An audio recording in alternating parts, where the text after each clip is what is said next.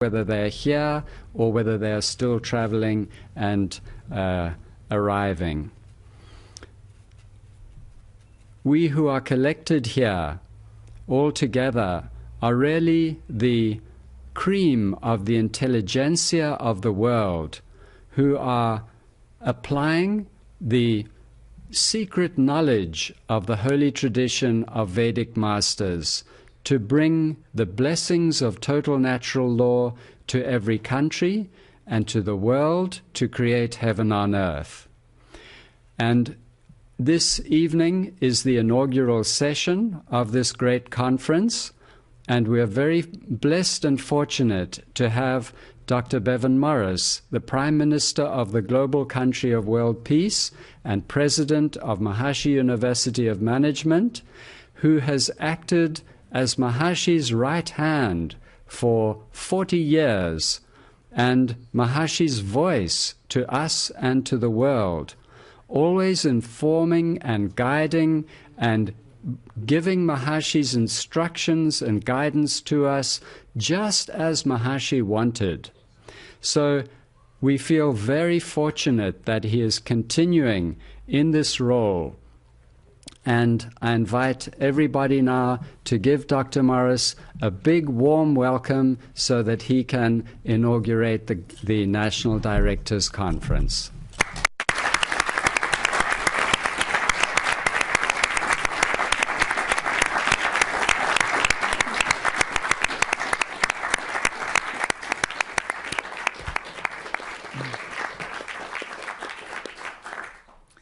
Jai Gurudev. Thank you very much, Dr. Swan, Minister of Communication. And I would first like to show Maharshi. So if we can see slide 1.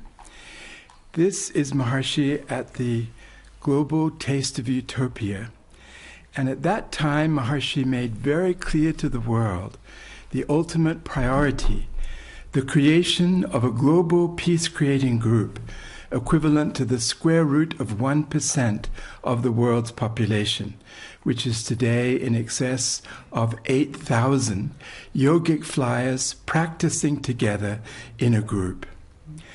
Yesterday I spoke about Ukraine, Georgia, and Armenia, and I didn't quite have time at the end to tell a story that I heard from our national leader, national director of Armenia, and that is Svetlana Goldsyan.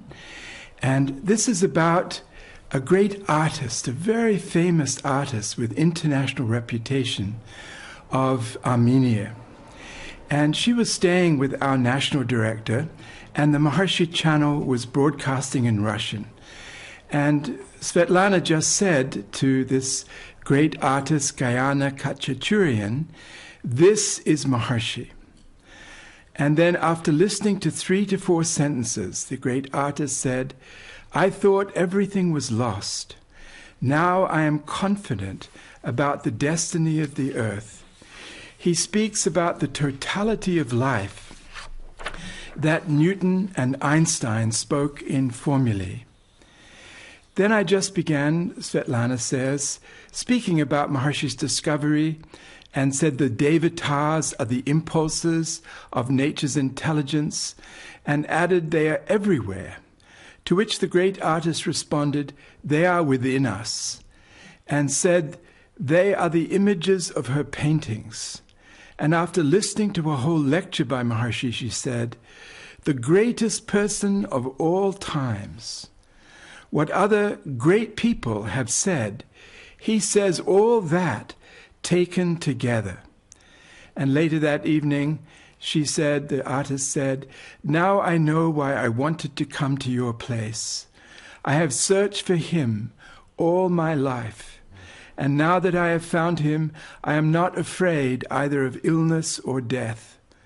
And then one day she rebuked me, saying that I should work for Maharshi day and night, and said if anyone called it a religion or a sect, they are ignorant people, so I should just keep far from them. When the great artist heard Mother Divine's songs, she said, "My God, these are angels singing. how am I going to live without their voices? And this when she was living in Tbilisi in Georgia, and the channel was not there at that time. So this was her reaction, and I think it reflects on one very great point of reviewing the world. I believe that what is happening now is that more and more great souls are there, both young and very elderly, as the artist was, who recognize truly the greatness of His Holiness Maharishi Mahesh Yogi. So I think that is a phenomenon we see all over the world. Incredible experiences, for example, in the very beginning of learning transcendental meditation. And the sense from many governors that I speak to, that for those learning, those that they are teaching, that it is memory restored, that they just remember somehow, as soon as they're instructed. Like Arjuna says in Bhagavad Gita, Smritir Labdha, I have regained memory. That is the phenomenon more and more in the world. So this is the message, slide 2, from our great group of devoted governors in Armenia, who were the ones who responded when the MIU professors came in 1989, November, and the whole door to the Soviet Union was opened wide at that time. Slide 3. The phenomenon of this opening of Armenia as a golden door to bring peace between the Soviet Union and the United States and all the Western European countries, lay in the fact that Maharishi had, at that time, 1989, at Maharshi Nagar in Noida, 7,000 yogic flying Vedic pundits, including 3 times daily performance of the Ati Rudrabhishek, the most powerful performance for peace in the world that exists. Now, this place that you see in this slide, the global capital of Ramraj at the Brahmastan of India, is performing this role for the world. Next slide. When I visited this holy place recently, and the Director General of this great home of Maharishi's knowledge, the world capital of Maharishi's knowledge and of peace, is sitting right next to me here, Dr. Girish Varmaji. So we are very happy that he is here.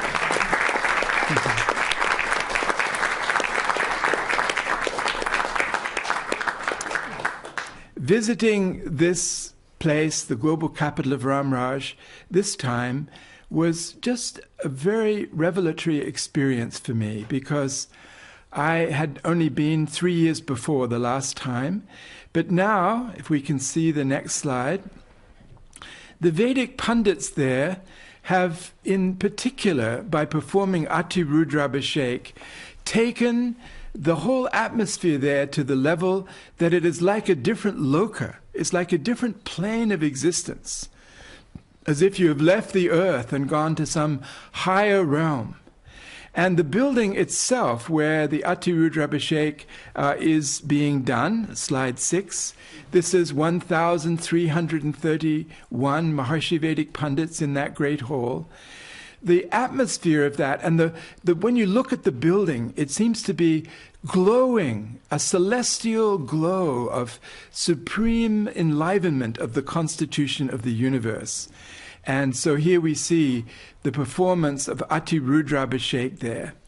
So this has been organized by Dr. Varmaji and by Raja Harris, the Raja of Invincible India, and it is something to experience. The fact we have even one of those is huge. When the world enjoys 3 times the performance of Ati Rudrabhishek at the Brahmastan of India, as Maharshi requested on January 12th, 2008, when he was speaking for the last time to the Rajas and to the leaders of the movement. Imagine the world, what it is going to be, particularly when there are 9,000 yogic flying Vedic pundits performing both group yogic flying and also performing the incredible power of the invocation of all the devatas, the graha shanti to avert dangers to every nation on earth, and the enlivenment of Rudra, the infinite peace of creation, infinite silence and creation from there. So this, to me, is the most significant experience that I have had in moving about the world. I have actually been, since January the 12th of last year, in 52 different countries and 17 American cities. But of all the things that I've experienced, and they're incredible everywhere, the Brahmastan of India is the most important thing that is happening on earth, and the greatest goal for our world movement is to establish the global peace-creating group there that will also avert all dangers for all nations and preserve all Maharshi's knowledge for all times to come. So slide number 8. This is the building where all the visitors who come there can stay. Gurishji has made it incredibly comfortable, huge rooms, beautiful bathrooms, very delicious food, and also very reliable electrical supply. Everything about it is very, very comfortable, and beautiful gardens, places to walk, people from all over the world joining together there in long program. But also the great thing is that once a week, those who go there can go over to the Vedic Pundit main campus in Kurundi, and they can experience the Ati Rudrabhishek. And I have to say that the universal experience of those who attend the Ati Rudrabhishek is transformation of their whole consciousness. It's not to be missed. And then on the other days, there is a group of Vedic pundits that comes to you in Bijori, where this is the building there.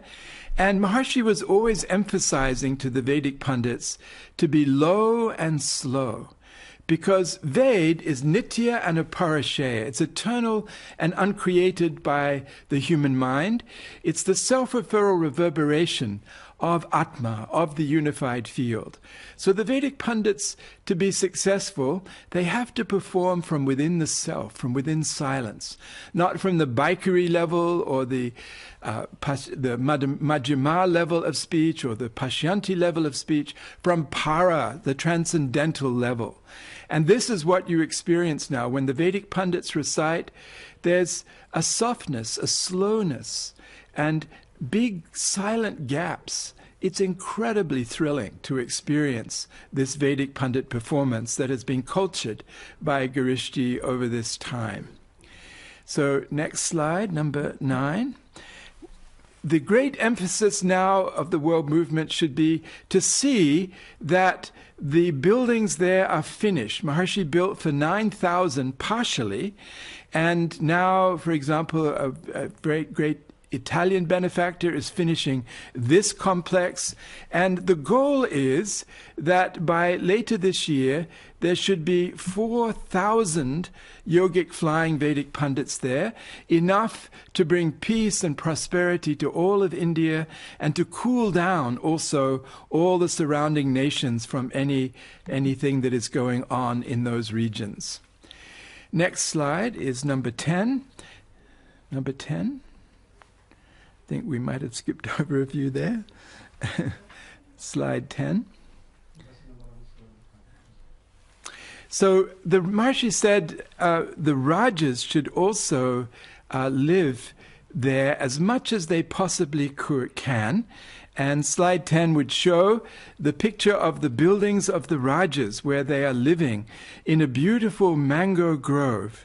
So do we have that one? Number 10.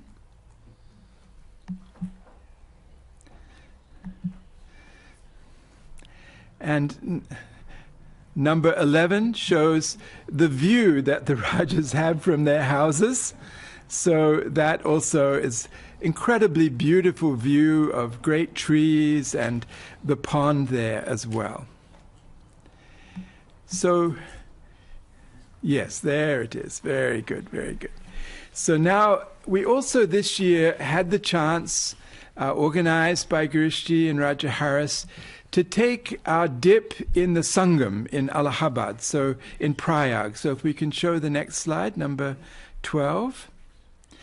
And so here we all are going out and in the boat and taking the dip in the very holy time of the Kumbha Mela. On the peak day of the Kumbha Mela this year, there were 35 million people present there. And we went out with Maharaja, as Maharshi always had wanted us to do. We did it in 2001 also. And while I'm just showing this, I just wanted to mention how Maharaja came to be the Maharaja. There was some feeling of some people that some great administrator should be the Maharaja. But Maharshi, when he heard, this was even said in front of Maharaja, and Maharshi said, no, no, no, no. The greatest in knowledge will be the leader of my movement and the global country of world peace. So I'd just like to point out in how many different ways Maharaja is that individual of greatest knowledge. He is, as I think all know, a medical doctor with a PhD from the Massachusetts Institute of Technology, where he was absolutely a supreme top student. He did the first research on Maharshi Ayurveda herbs at MIT. Then he was a neurologist at the Harvard Medical School. He ran the Lancaster Medical Maharshi Ayurveda Clinic. He went to the Soviet Union, and there he taught thousands of doctors post-diagnosis and self-post-reading, but Nadi Vigyan. He worked with Maharshi also on bringing out the Maharshi Vedic vibration technology and doing the first research on that. He initiated his home village of Baskinta in Lebanon, 1% of the population, and then saw how around Baskinta the civil war of Lebanon went on, but it did not touch his village. And then, of course, most importantly, for 18 years, he worked with Maharshi, sometimes in sessions lasting 16 hours, on the unfoldment of the scientific demonstration of Vedoham, I am the Ved. So this work with Maharshi came out as the Human Physiology Expression of Veda and Vedic Literature, the first great book showing also all the devatas and all the avatars and the whole universe inside the human physiology of everyone. And then his subsequent book, the Maharshi challenged him to find the Ramayana in detail in the human physiology, and as we all know, he brought that book out last year as a great joy to the whole world. So this is the great knowledge that he possesses, and this is why Maharshi crowned him as the first ruler of the global country of world peace, and also the representative of the holy tradition in our generation. Next slide, number 13.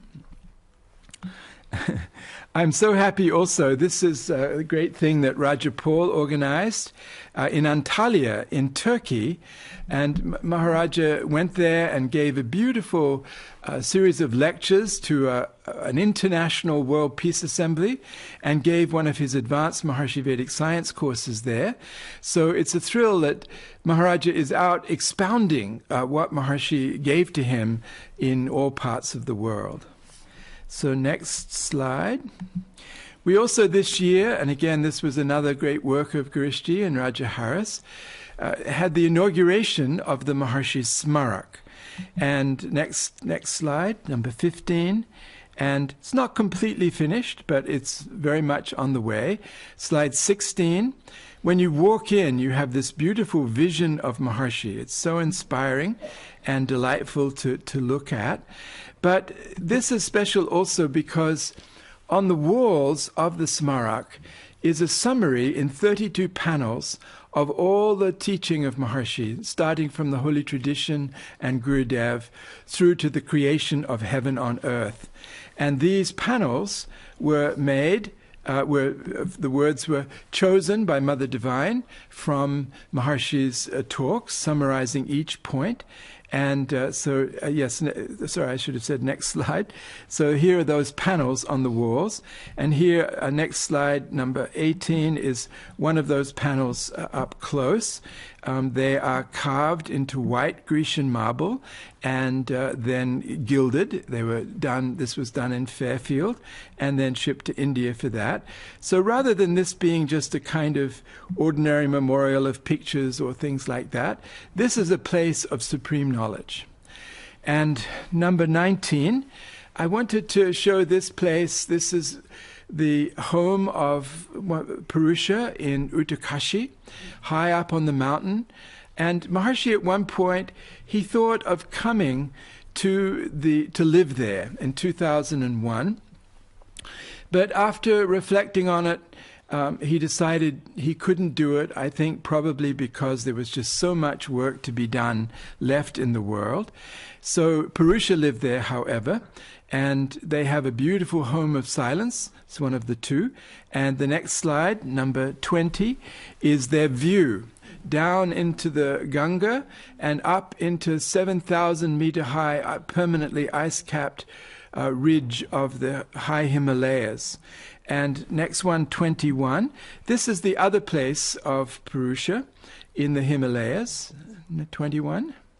And this also, I would say, it's incredible silence there. It's so remote. It's so delicately silent there. So last year, Purusha was cut off there in this particular place for 3 months because of a great flood that washed out all their electricity and their road and their path. But they simply got wood from the forest and they boiled their water and cooked their food. They have cows and vegetable gardens. So Maharaja offered to bring them out in a helicopter if they would like. But they said, no, we're happy. And they stayed there for 3 months there in the Himalayas. And actually, I think, enjoyed sort of going back to a previous age. Next slide, number 22. I would say also that the greatest impression that has been created in the world, besides what is happening in India, is happening in Latin America. And I think we're all very conscious of Raja Luis's extraordinary achievements. And next one. And for example, this is Father Gabriel Mejia, who has been cultured by Raja Luis. He's a Catholic priest. He's building a school for 1,500 students from the homeless children of Medellin, who'll all be yogic flyers. And the building will be Vastu. He's a Catholic priest who builds according to Vastu. And now the president of Colombia, who practices transcendental meditation, and he said now he would like to become a yogic flyer himself, the president. But so something great is happening in Colombia. They've had civil war for about 50 years. So now with the great leadership of Father Mejia, and he has spread this influence all over Latin America. He has, in his Hogaras Claret organization, different branches everywhere. So Catholic priests all over the continent are introducing Maharshi's programs, including, for example, in Lima in Peru, there is one orphanage, Catholic orphanage, with 500 yogic flyers in it. So it's incredible what he is doing. So next slide. In Ecuador, it's particularly remarkable. And this, when I explain this as I go around, this has a tremendous effect on people. This is the group of military and police cadets of Ecuador who have learned transcendental meditation, more than 10,000. 3,750 have learned the cities also. But now the president of Ecuador has given a challenge to Raja Luis. That is, he would like to see that the Navy and the Air Force also introduce transcendental meditation and cities and yogic flying, and the Central Bureau of Intelligence also. And that's another 120,000 people that the president is asking Raja Luis to train, to have trained by our teachers. In fact, Raja Luis has said that if he had 1,000 more trained teachers, he could have 1 million siddhas in Latin America within a year after that. So this is something phenomenal that is going to affect not only Latin America, but the whole world family, all of our national directors, all of our Rajas and Rajajeshwaris are going to feel the breeze of coherence and purity that will be flowing more and more from Latin America. Next slide, number 25. And there is already, in Peru, there are groups of yogic flyers there. And now Brazil is opening all the schools of Brazil. They're following the British example, and all the schools of Brazil will be able to have a teacher of transcendental meditation. So it's like this, but I think the most impressive other point is Oaxaca in southern Mexico. In last couple of years, there was going around an idea that the Mayan people had predicted the end of the world on December 21st last year. But what happened on that day instead was that a very large group of the students from the schools of Oaxaca, the southern province, who are mostly Mayan and Mixtec and other indigenous people, went to their sacred mountain, Monte Alban, and they did their yogic flying practice that they had learned at school together on the mountain. They took their phone with them and they went on the mountain.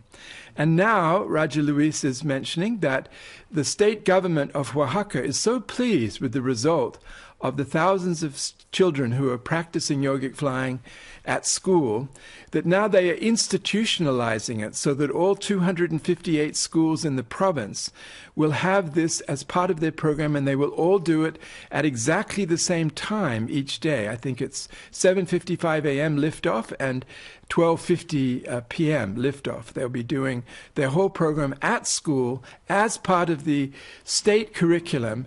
And so this is a phenomenon for the world.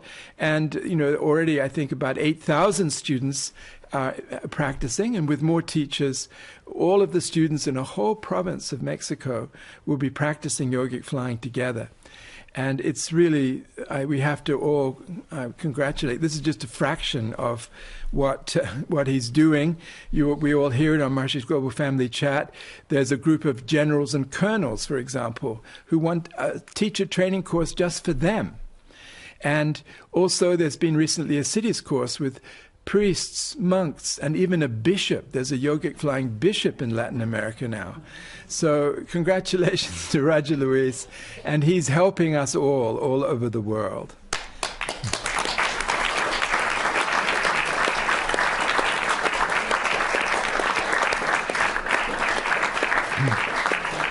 So slide 26, we could look. I was recently also with Raja Kingsley and Leslie in Nepal, and this is the Pokhara Valley.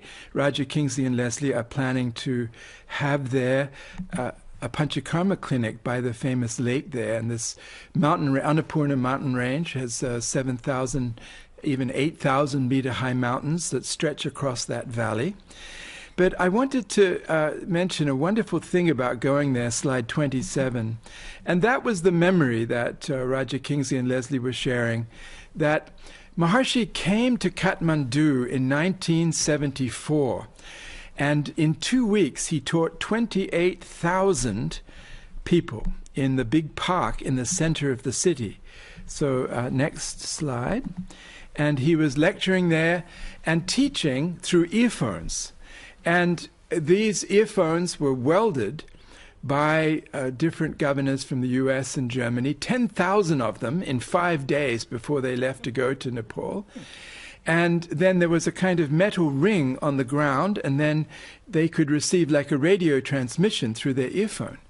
And it's so delightful to be there because you meet everywhere in Nepal leaders of society who were instructed in transcendental meditation by Maharshi in 1974, and many of them still have their earphone, and they put it on their puja table also because it's such a sacred object to them.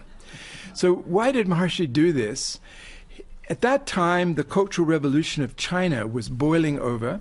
He couldn't enter China, so he ringed China, the Great Wall of China, Korea, Taiwan, Hong Kong, Thailand, and Nepal, to create a kind of air conditioning effect into China from the outside, to avert the danger that the Cultural Revolution would overflow into a war between China and the Soviet Union. And of course, what we know is that Maharishi did this over and over again throughout all the years. He was always telling us, oh, let's just go and do the following thing. And we would just go, yes, let's go. But later on, it became clear that he was averting enormous dangers again and again for the world. So this was wonderful to see there, and just to realize how important it was just to do as we were instructed to do, because Maharishi could see layers of reality and future realities that we could not see. By the way, this is Swami Shankalalji sitting next to Maharishi. He was Maharishi's Guru Bhai with Gurudev. He found the land in Rishikesh for Maharishi, for the academy, and Maharishi built him a cottage there, and he's the one next to Maharishi. And he lived there the rest of his life with Maharishi, supporting Maharishi. Do you know who the other gentleman is?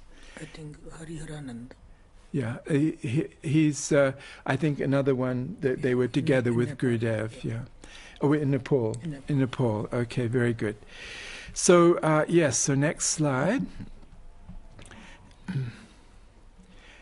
In Nepal, I'm just touching on things because, if I said everything, we'd be here till tomorrow. But Raja Kingsley has, with Dr. Deepak Baskota, a group of Vedic pundits doing Rudrabhishek near the Pashupatinath temple. They have 3 major schools that have introduced the program. We have now signed an agreement with the University of Pokhara, MUM has. And like that, endless things are going on in Nepal now. It's just so great to see that. This is Bhutan. I went to Bhutan also with Raja Stanley, who's the Raja there. And this is not photoshopped, just as next slide, sorry. I'm showing myself. So this just happened that the sun was behind this giant statue of Lord Buddha at the moment we arrived to see it. Bhutan is a very strongly Buddhist country. And next slide, number 31. We went to the opening of the parliament, which was basically a Buddhist ceremony. And afterwards, we had a chance, we were just having tea, and the Queen of Bhutan came over and spoke to us, and I explained everything about Maharishi's knowledge and all its application in our university in America. And she just said, she's only 22 years of age, and she just said, oh, I wish I could just go there and rest for a while. And then she brought her husband over, and he's a very green, sustainable king. And he wants to create the best educational institution in the world. And so he said, next time you come, then please inform in advance and we'll discuss all the details. We met many, many people in the Royal Institute of Management, University of Bhutan, chamberlains of the court, all kinds of people, and very positive and open responses. But one thing I wanted to tell you that was very charming, the chief advisor to the Agricultural Ministry of Bhutan is from India. He's named Dr. Timaya. He just came, he was with Maharishi quite a bit also. He just came to MUM and spent a month, and he's going to move there, I think, so his daughter can go to the school there. But he told us such an interesting thing about the difference between Bhutan and the rest of the world. In America, for example, if you want to say that your food is organic, you have to go through a lengthy process to prove it and be certified. In Bhutan, it's the opposite. If you want to use chemicals, you have to be certified to use chemicals, and you have to write the names of all the chemicals on the package of your food. So this is the difference. We also have approval now from the Prime Minister of Bhutan to have an Institute of Gross National Happiness at Marsh University of Management. You know that in Bhutan, they don't measure by gross national product, money, they measure by gross national happiness. And it seems to me this is an idea derivative of Maharishi's Meru Ideal Society Index and the later Heaven on Earth Index. Maharishi had come up with that idea. So they do that in Bhutan, and now we are cooperating with them on that level. Next slide, number 32. We just recently had a visit from our accrediting body at Marsh University of Management, And we were able to explain to them that at MUM, Maharshi recommended having a brain integration report card that shows how you're developing in your brain, not just in physics and mathematics and so forth. And so we showed this study, which is one of many, showing extremely high coherence in the alpha wave range during transcendental meditation, especially in the frontal area of the brain. You can see on the right there, the frontal area of the brain is the CEO of the brain. And next slide. We see also that the brain integration scale, combining these three elements, is a very powerful measure of how highly developed brain functioning is. Next one is, there's very small writing on my thing here. So this, I think, yeah, so go back one. So the brain integration scale, it shows that when you have very highly developed athletes, world-class athletes, and top businessmen, they have higher brain integration. But long-term practitioners of TM have much higher brain integration than even those two groups.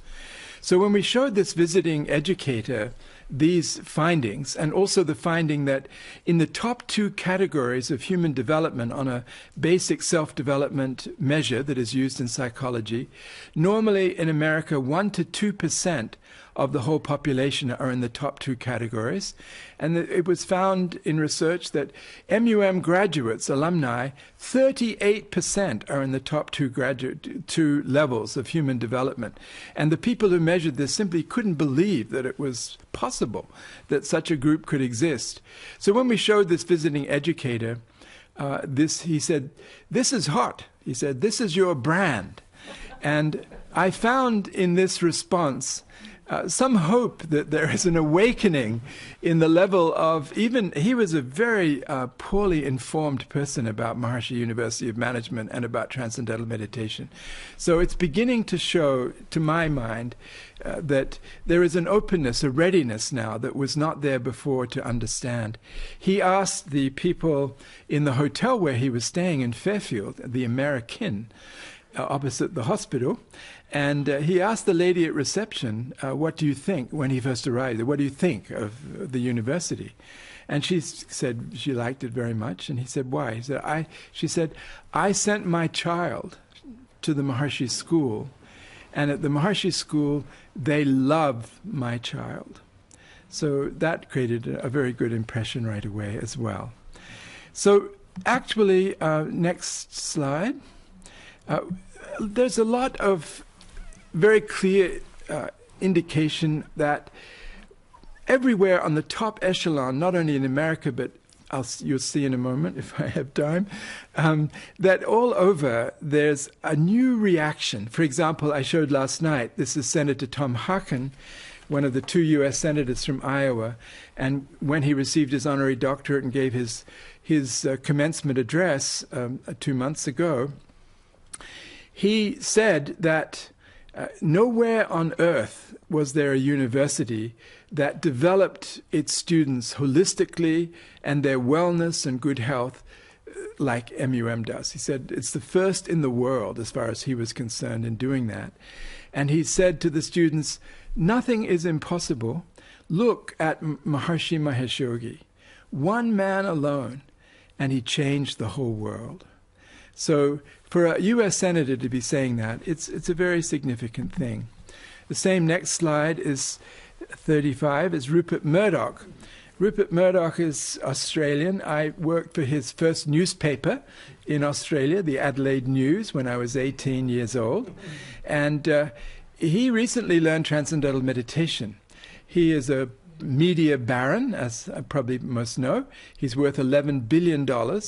And Dr. Bob Roth, who taught him, was shocked when, just after he taught him on the very first day of instruction, his friends started calling, saying, oh, I heard that Rupert Murdoch learned transcendental meditation. And so Bob thought, he'd told somebody accidentally and that Rupert Murdoch was going to be very angry. about it, but it turned out that Rupert Murdoch tweeted out directly after he learned that he was learning transcendental meditation. And he's doing very well in it, and he's regularly practicing and attending advanced meetings and so forth. And I mention it because this is the 5th billionaire that Bob Roth has taught in the last year in the United States. And he's just also teaching very senior people in the media, both on camera and people, the top managers. So something is happening, and also very senior business people are learning and supporting. So this also seems to be a realization amongst these leading people in society that, in fact, if you want to meditate, there's only one really authentic way to practice, and that's transcendental meditation. And so they've just seen that's the Rolls Royce, and so they're going in that direction. And so this is a positive thing. We hope ultimately they'll give great support for our global group for peace and so forth. So next. And Oprah Winfrey is another example of that. I think we don't have time to show the videos tonight, but Oprah Winfrey is the most powerful woman in America, and she made a beautiful show about Fairfield and Maharshi Vedic City. She interviewed the Maharshi Vedic pundits, which I never saw before, and she did it very respectfully and nicely, and asked them, what did they feel like when they're reciting the Ved? And the answer came from one of the senior Vedic pundits that an increase of silence and becoming closer to God and to Bhagwan. They said Bhagwan. And then they were asked also by Oprah Winfrey, do you miss the outside world? And one of the Vedic pundits said, Hum lok, we people, we've been like this since we were children, so we don't miss anything. But we have a great responsibility for the peace of the world. We accept that we have a great responsibility for the peace of the world. So that is another sign. Dr. Oz is another very famous American he's like America's doctor. And his speeches about the effects of transcendental meditation and the scientific research are so thrilling for me personally, because for so many years we saw that the scientific people, it's reading the science and not doing a thing about it. And that's because, they weren't really judging scientifically, but financially or politically or some other way. So Dr. Oz is quite different in that regard, and so it's very encouraging. Another example of that, next slide, is that the American Heart Association has issued this statement where they reviewed all of the scientific literature on transcendental meditation and hypertension and heart disease and other practices and relaxation and all of that. And they found only TM produces a statistically significant, scientifically proven change to reduce high blood pressure and prevent heart attack. So this message is going out to 500,000 American doctors. And Dr. Schneider, who is one of the chiefs in doing all of this, is touring Europe and speaking in so many different places about this. This is a huge thing, because this is the #1 killer of the human race. And this has been known for a long time. But now there's this reaction. Now the people are actually taking this to heart. Next one. This is a picture of the dome that appeared in Smithsonian Magazine, which is a very famous magazine in America, very prestigious magazine. And they chose Fairfield, Iowa, as the 7th most interesting small town in America. And this is what it says underneath this photograph. Fairfield sits in an undulating landscape with farmhouses, silos, barns, and plenty of sky. A railroad track runs through town. By the way, if you've lived there, they've made the the train silent now, so the whistle doesn't go off. That's a great new thing for everybody. And there's a gazebo on the square. You have to stick around to learn about things you'd never find in Grant Wood's American Gothic. That's a famous painting from a nearby place. Like the preference for east-facing front doors. That's the orientation prescribed by Transcendental Meditation Movement founder Maharishi Mahesh Yogi, whose followers went looking for a place to start a university and landed in the cornfields of southeast Iowa. Maharishi University of Management offers BAs in 13 fields, among them Vedic science and sustainable living. With students riding bikes and plugged into iPods, it looks like any other college campus, except for twin golden dome buildings where practitioners gather to meditate twice a day. So it goes on to describe as this being a classic place of the creative class that they talk about that is coming up in this modern time in America and in the world. So then, next slide. One of the great things that I have found going around the world is the British government having decided to make the Maharishi School of the Age of Enlightenment in Skelmersdale into a free school, meaning the government pays tuition, salaries, and building costs. And the reason that the government did it was because the students were coming in the top 2.5% year after year in the public examinations, better than Harrow and Eton, and they were not chosen as academically brilliant students. This amazed the government.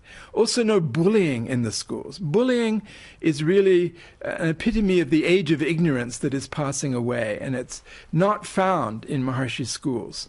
So whenever I describe this to government ministers or to any leader, presidents of countries, this just grabs them immediately. The British government did it. And we have great hopes, Rajapita may speak about, that next year there will be a new Maharishi school in London, and with the hope of 1,000 students and a real coherence-creating group for the financial capital of the world. And next slide. These are some of the children of the Maharishi school in Fairfield. They are completely lovable, adorable, and blissful. And I would say that my general impression of moving about the world in all these countries is that children are being born now for whom enlightenment is just the natural reality. They're going to be, I think Maharishi said this in one of the press conferences, that he couldn't be upset that, there were people fighting in the world because they were born to fight. That was the kind of person that was born in the Kali Yuga. But now, in this new age that is dawning, golden age, a different kind of child is being born. I find all over the world that children and teenagers, they very much do not consider that there is national boundary. The people they interact with on the internet could be anywhere on earth. There is absolutely no narrow national patriotism in the young ones. And this is an expression of the coming age where the world will be the world will be the global country of world peace, unified, the whole world family unified. So this is what I see in particularly, and I think that's why Maharishi was so confident, was so certain of a golden age dawning, that he knew who was going to be born, that these more enlightened pure souls would be born into the world. So next slide. Yeah, and this is we experience already at MUM. We have students from 88 countries, and they live together according to Vasudhaiva Kutumbakam, not because anybody tells them to. That's just the reality of the age that is dawning and of those individuals who live more and more from the level of unity in their consciousness. I wanted to also tell you about this experience in Sri Lanka. Next slide. In Sri Lanka, we formed a relationship with the Java Institute of Advanced Technology, and they formed a wing of consciousness-based education that was in the institute of President Jayawardene. He was the president in the 1980s. And they had some spare room in that building, so that's where consciousness-based education is beginning in Sri Lanka. And after the celebration, they said, "Would you like to see our museum?" So we said, "Sure," and we went downstairs, and they opened the doors. And this is what we saw. Maharshi Bell of Invincibility. And written on it was in the central place. You know, they had a plaque that Ronald Reagan had given them. It was off in the corner somewhere. And Maharshi's bell was right in the middle. And it said on there that this bell was presented to President Jayawardeneh by His Holiness Maharshi Mahesh Yogi in 1985. So I asked the Rajas, and Raja Felix said, yes, that's right. I went with Maharshi and we presented the bell to President Jayawardeneh. And this bell is sitting right underneath the place where consciousness-based education is now beginning in Sri Lanka. It made me feel that anything and everything that Maharshi ever did is going to bear fruit in different places. There's seeds sown all over the world, and they're all going to come up.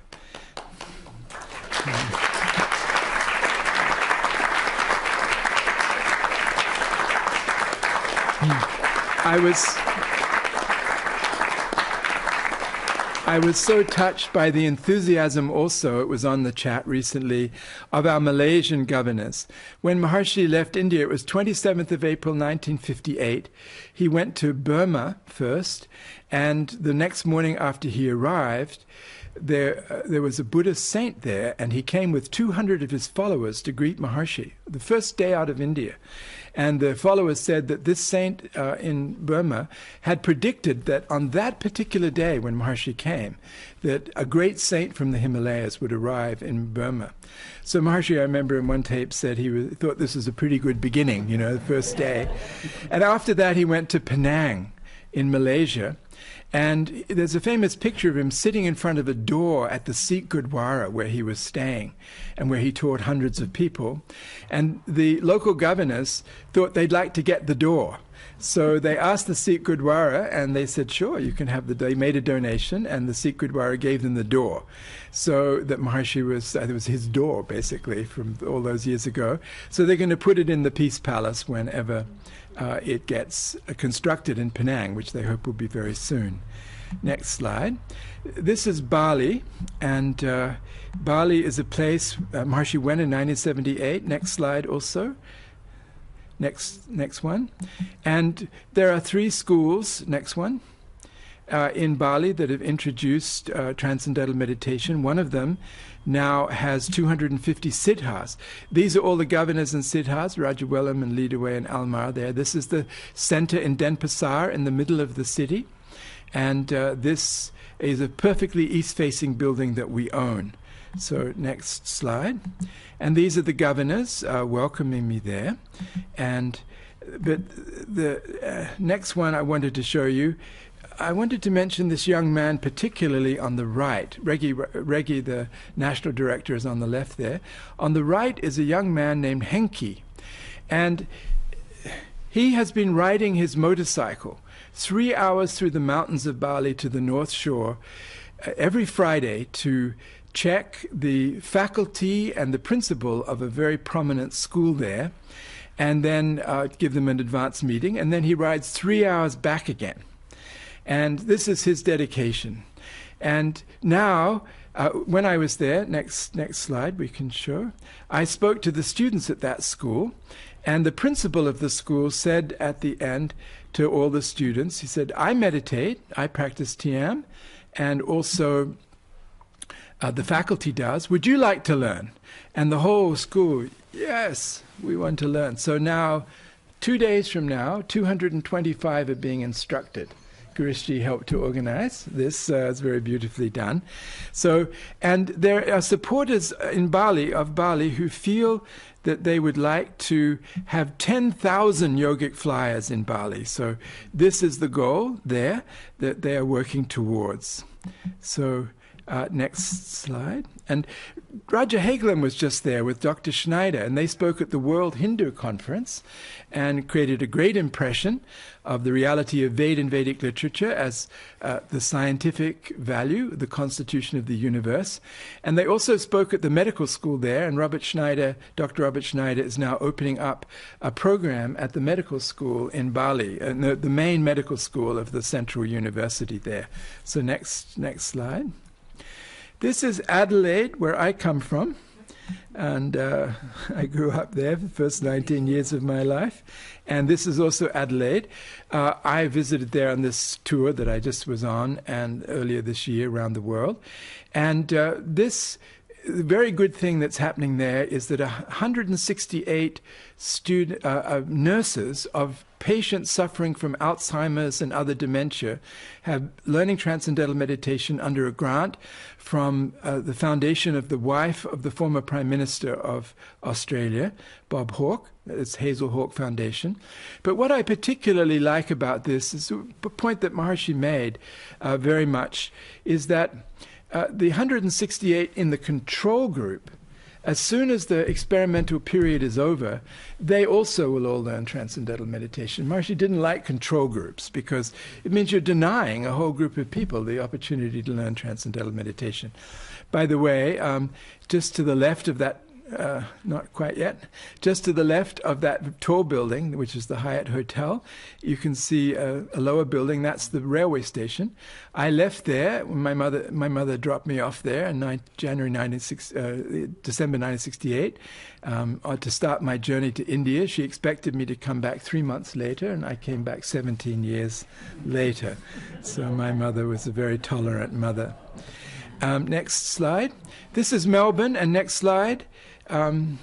This is the Maharshi School of the Age of Enlightenment, one of my favorite places in the world, in Melbourne, and created out of, next slide, created out of nothing by this, particularly by this lady, Frances Clark, with the red scarf, and Sue Brown, and these are the teachers there. Next slide. And I visited all the classes, and when you go to these Maharshi schools, particularly I find this one, you feel like you're covered with bliss for days afterwards. And I said to one of the classes, you know, that you're very lucky to have such a nice teacher. And the teacher said, no, no, no, no. She said, I'm the lucky one to have children like this. And I asked one of the teachers, what is the main problem that you face in the school? And she said the main problem that we face is how to get children to go home at the end of the day. And I asked one of the teachers at the Maharshi School in Fairfield also, and she said, I have the same thing. I have to bribe them to go home. They won't go home. And eventually I have to say, I'm going home. So, you know. So next slide. Next slide. This is the Gold Coast, a big city near Brisbane in Australia, like Miami Beach, kind of. Next slide. And two PhDs from MUM have been very successful in business, and they've built this incredible Vastu house. And it's a beautiful example to everyone. The whole... Aikiji knows this house, I think, very well. The whole Vastu is flat as a mirror, and everything about it is perfect to the finest degree of measurement.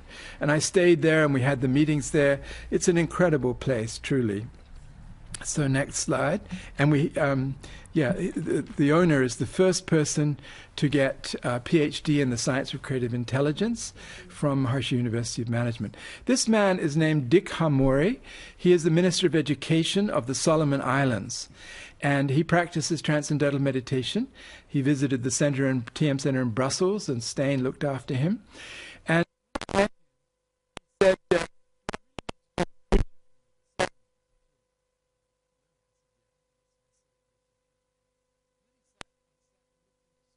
a little bit.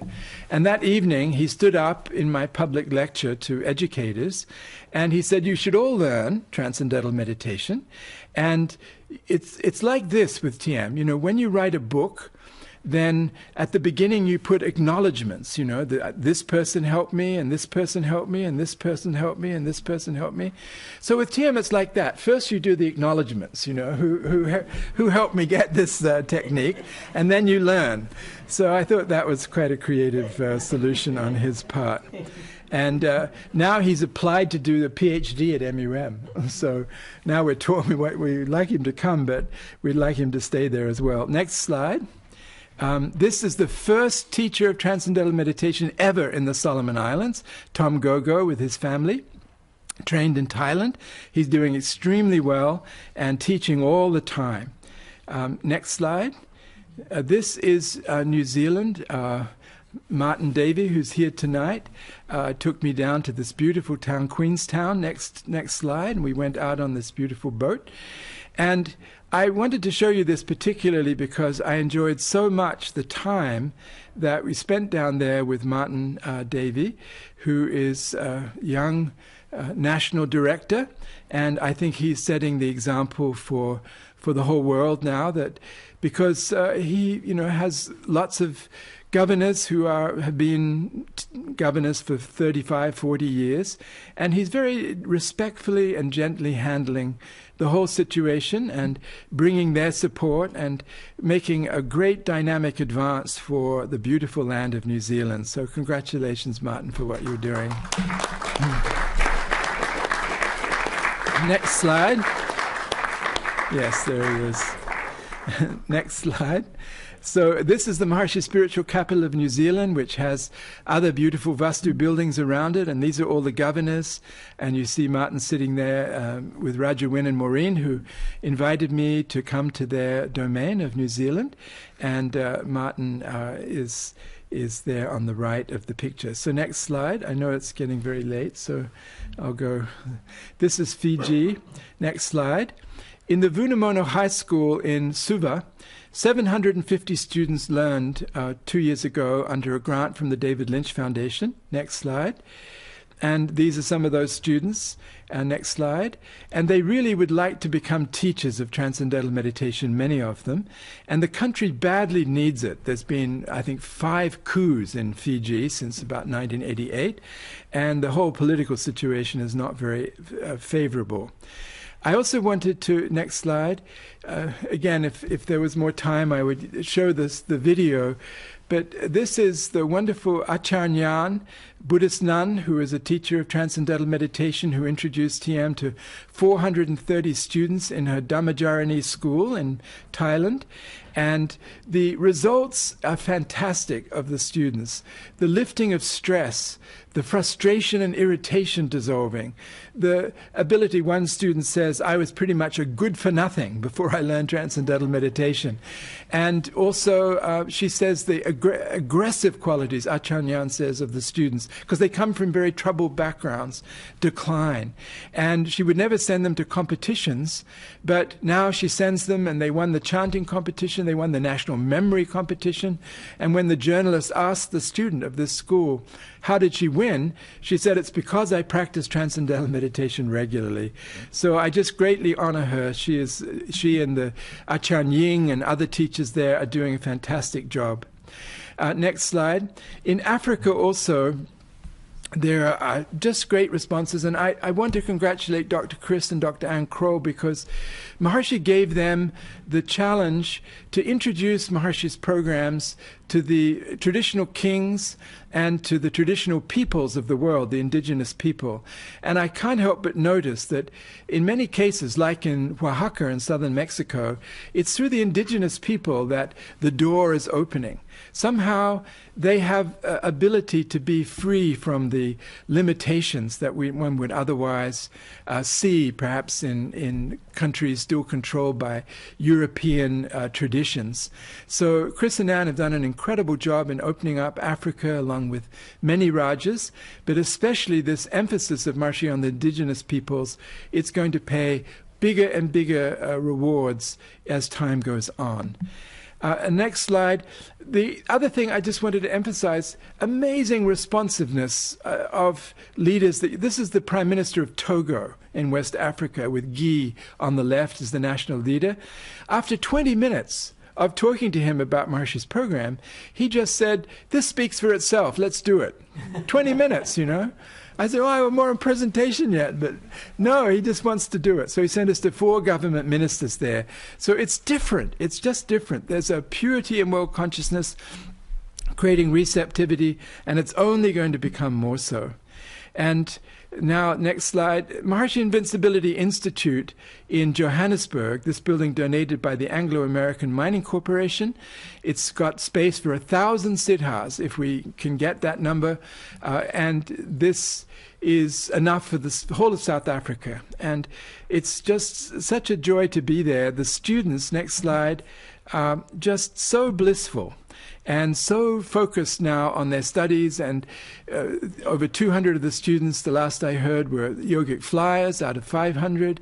The whole building is bubbling in bliss. The whole future of their life has just opened up. So it's a great thing that is happening there, and 70 different corporations and foundations are supporting that program. Next slide. There are 3 schools with mostly Indian students in Durban in South Africa that have introduced transcendental meditation. And next slide. And we asked the students, what is the result? And when I can understand difficult words now that I couldn't understand before.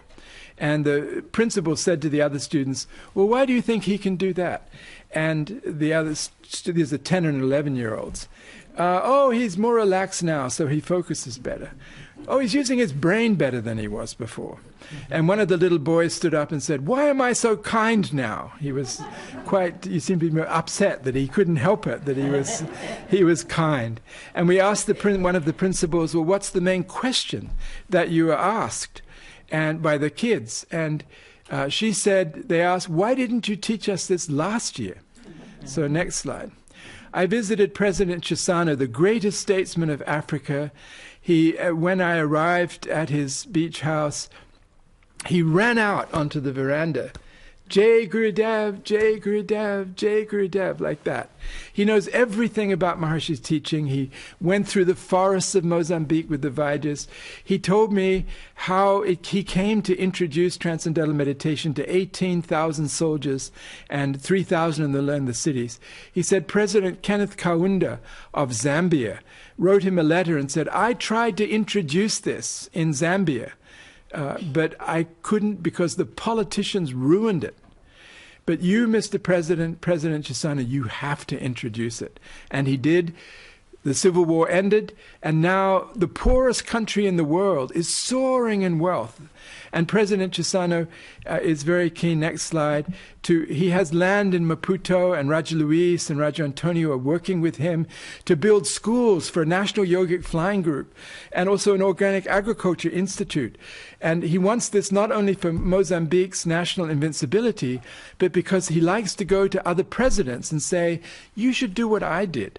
And so he wants to have his own group to demonstrate that this is the case. In Nandi Hills, next slide, in Kenya, the head of the district, next slide, Mr. Robinson, has had all the primary school students learn, and this has been supported especially by Raja Graham and Raja Jeshri Rona and Raja Jeshri Richa. And so this Mr. Robinson, he said, Oprah Winfrey says Fairfield is TM town.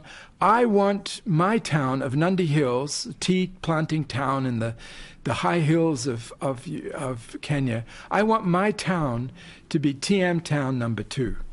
So they have a whole group of mothers there who are practicing as a group. A meditation hall has been built for them. And across the border, next slide, in Uganda, the Maharshi School for Girls, all the girls are now siddhas, and they are so proud to be the first creating coherence group. They're from Kenya, Tanzania, and from Uganda. Next slide. Raja Graham has also arranged in Uganda the instruction of orphans in an AIDS orphanage where all the children have lost their parents to AIDS. And even little ones like this one, they now do their word of wisdom. So you see them walking through the fields doing their word of wisdom. But all the older ones, they just having such profound, deep experiences and the joy of life returning to them, even though they have lost their parents.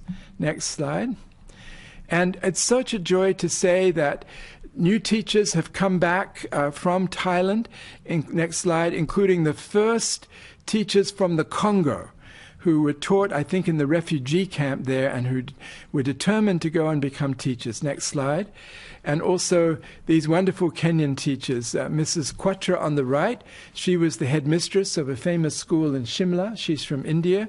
And she was the head of the Arya Samaj school in Nairobi. Now she's a teacher of TM. So she's a very great... Next slide. Dr. David Lynch, through his foundation, I think is now responsible for over 300,000 children learning transcendental meditation. Next slide. And, for example, in San Francisco, in the public school system, no one would have dreamed of it a few years ago. 4,000 students have learned transcendental meditation and teachers. And recently they had a group meditation in one of the schools.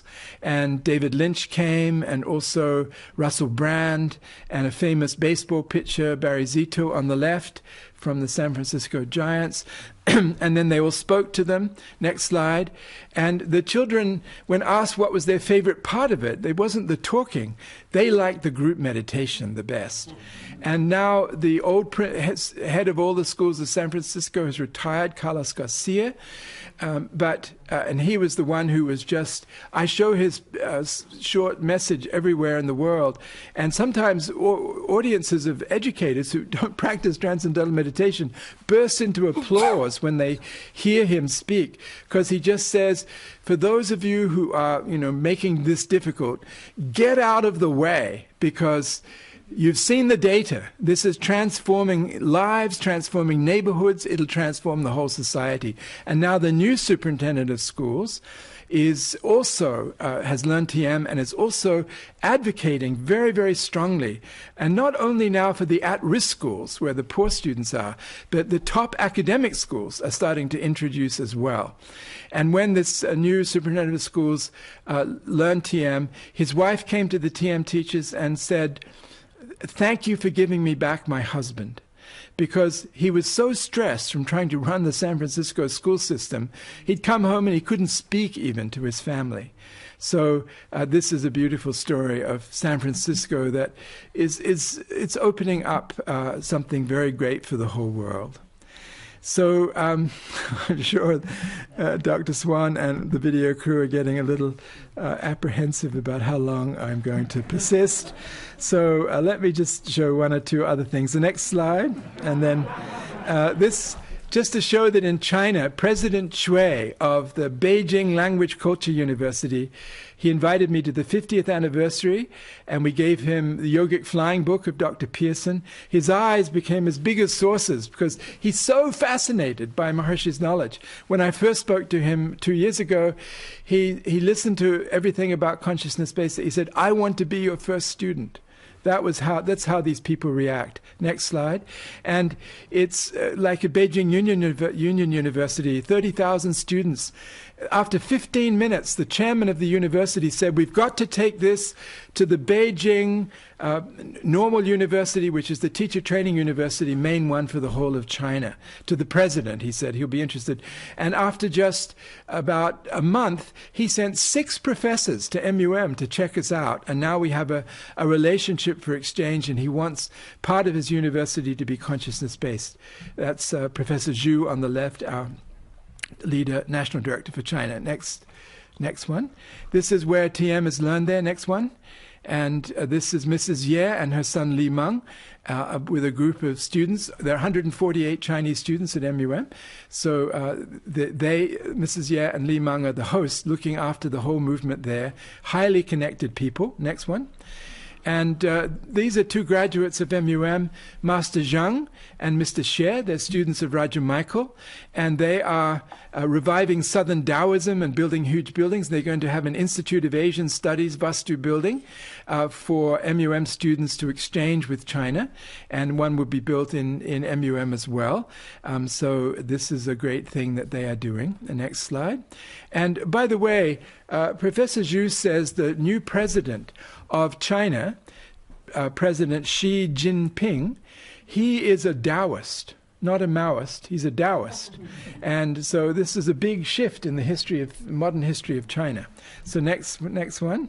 When we went to China with Maharshi in 1982, this that we're looking at now was just mud flats and farms. And this is how it's, next slide, this is how it's become in 30 years. And it's like Manhattan now. It's incredible what is going on there. Next slide. I went to Mongolia also. Next slide. Genghis Khan is very big there. Next slide. And the Mongolia University of Science and Technology had a big event with Roger Stanley and Dr. Travis and Dr. Lonnie Gamble and Jim Bagnola. 120 top people of the whole of Mongolia came. Next slide. We signed an agreement with the Mongolia University of Science and Technology, 47,000 students.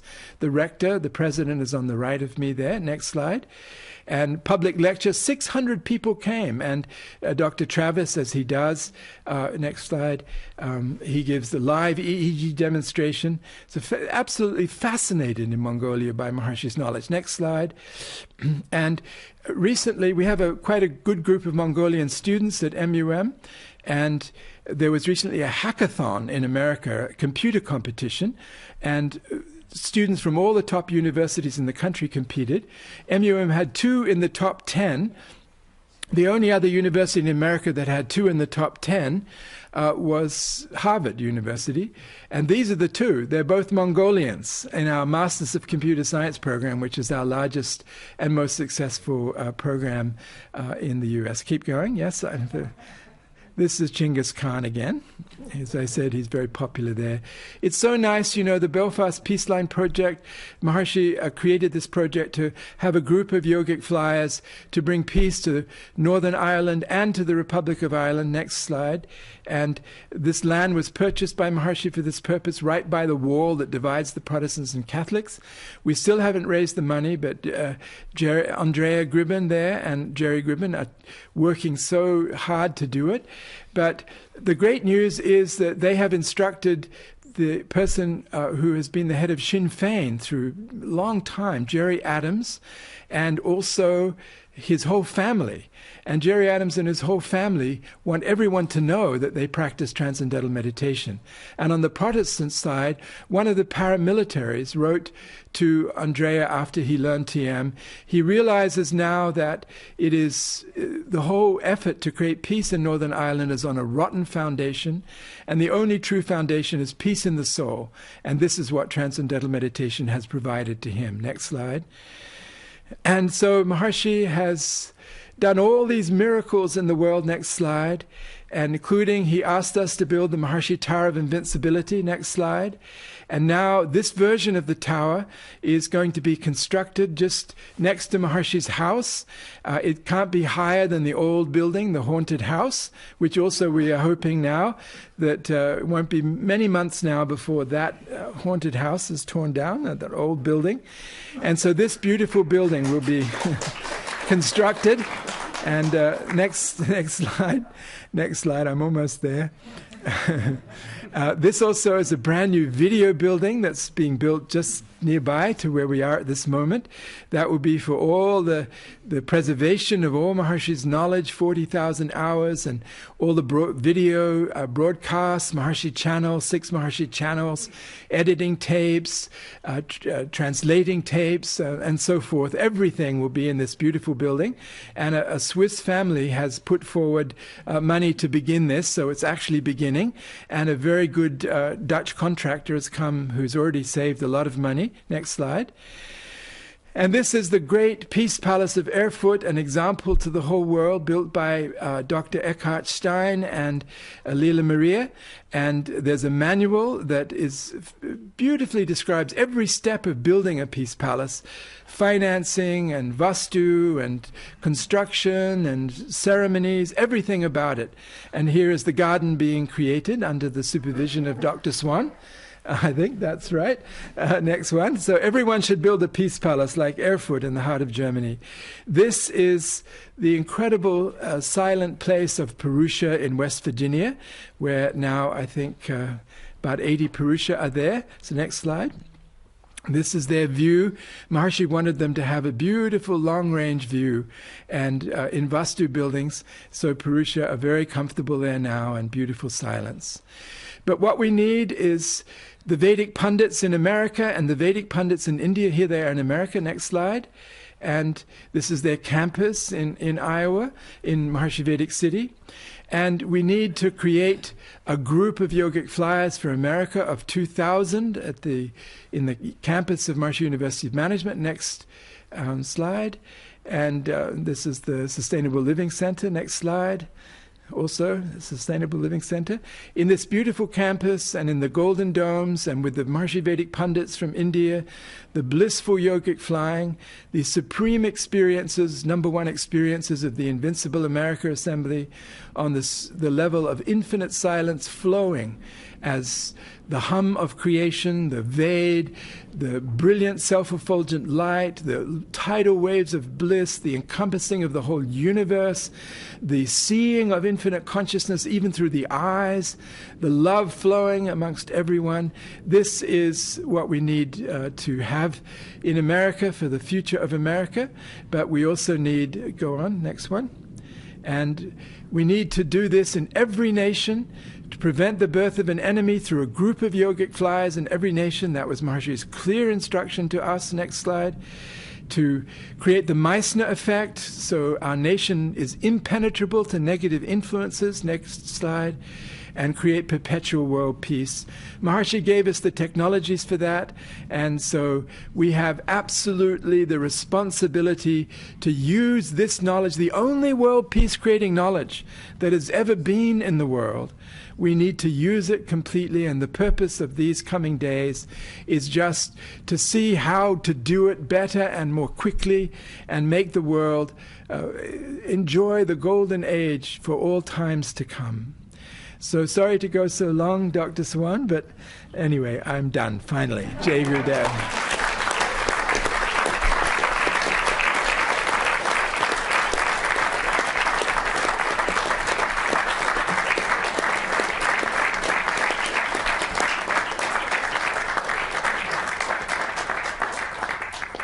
Thank you, Dr. Morris. That was quite an inauguration to the National Directors Conference. If I were Dr. Morris, I would now repeat everything word for word. But fortunately for you, I'm not.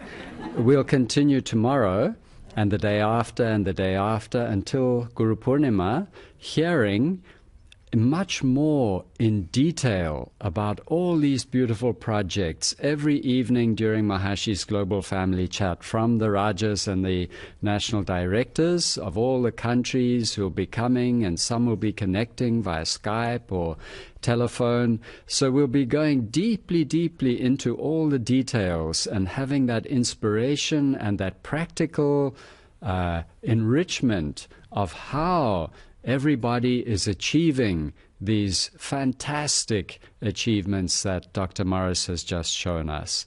So this is our program for the next coming 10 days.